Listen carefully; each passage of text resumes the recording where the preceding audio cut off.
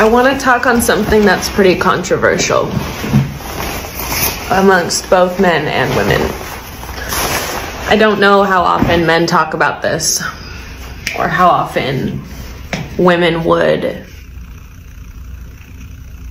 admit this topic publicly or in front of men, or even to themselves, truly. But in regards to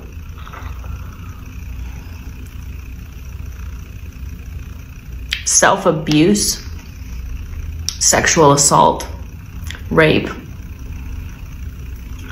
coercion, there is a topic that deserves the spotlight, and that is sexual fawning, and how sexual fawning is a sexually abusive behavior to ourselves, as well as an abusive behavior to the person we are having sex with. Sexual fawning is when we as females, it can also happen with men. In this topic, we're going to discuss it on the female's perspective and standpoint. Sexual fawning is when the female has no physical or emotional or mental desire to have sex, but due to over consideration of the other person they're having sex with, they have sex anyway.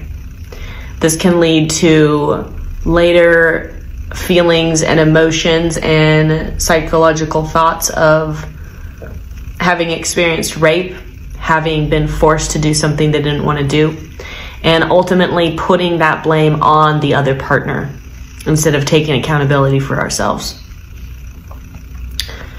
Sexual fawning is a learned behavior. It is a coping mechanism.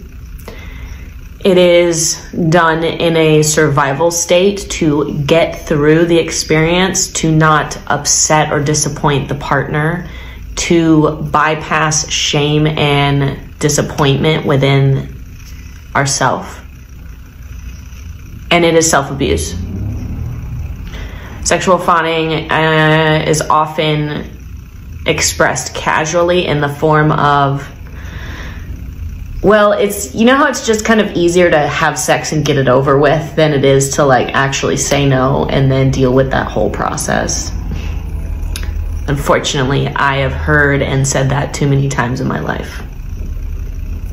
As women, it is deemed easier to just have sex and get it over with than it is to actually uphold a boundary, say no, period, and actually move through that part of the process after saying no. Too often as women, we say no, and men will gently, passively coerce us through having sex anyway. Now that is a different conversation. This is a deep one, and it requires a lot of accountability to look at ourselves and know where we do this to ourselves, where we do this to our partner, how it affects both of us, and consider how to change the behavior, how to trust ourselves and know that no can truly mean no, not just for them, but for us. That I don't feel like it is reason enough. That I don't want to, or I'm on my period, or I don't feel right, or this is too soon, or I don't have a fucking reason, I just don't want to. Or wait, please just, can we wait a moment? All of that is reason enough. Yet all of those responses take accountability within ourselves. Self-regard, self-trust, self-worth. And when we experience fear coming up against those examples of self-worth and value, it often can feel easier to just give in sexually. And I promise you that is the worst decision we can make for ourselves and for our partner. Sexual fawning breeds behavior of pushing boundaries in the other. and lack of clarity and understanding, distrust on both sides. Often our partners can feel like we're not really that into it, but we're doing it anyway. And then when we engage sexually in connection with them, that breeds micro levels of insecurity and confusion. As partners, we want to honor and uphold each other and worship each other and respect each other. And when our partner tells us that it's fine, they're fine, let's just keep going forward, and we're reading the body language that something is off, we're repeatedly instilling the practice of believing incongruencies in a relationship, which clouds our ability to honor our intuition, which truly knows that something isn't right. Sexual fawning is self-abuse. A self-abuse act in attempts to avoid other forms of abuse.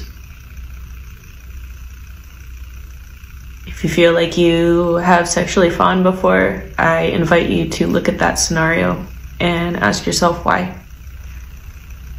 If you feel like you consciously do that a lot, I invite you to sit with that and consider why you do it.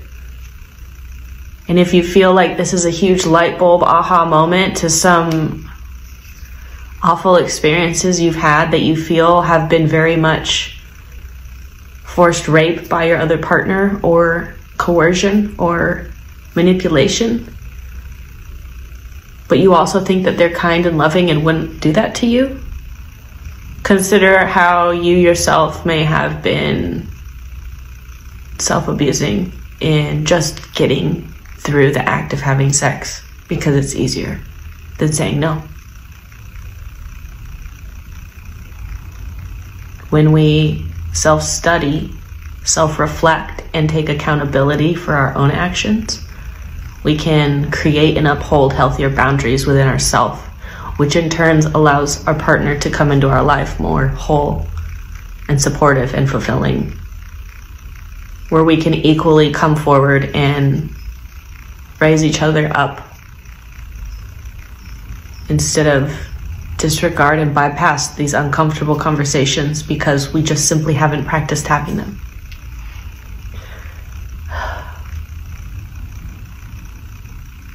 It's far easier to blame our partner for abusing us, when in turn we can often be the cause of our abuse. And in blaming our partner for abusing us, we are now double abusing. And it takes a lot of accountability to own that.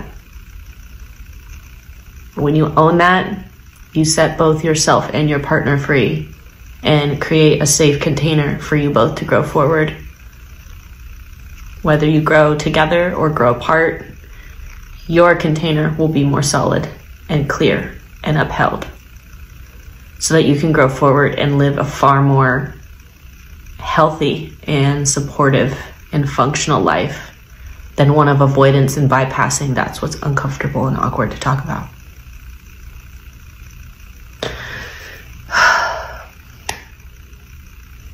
Good talk.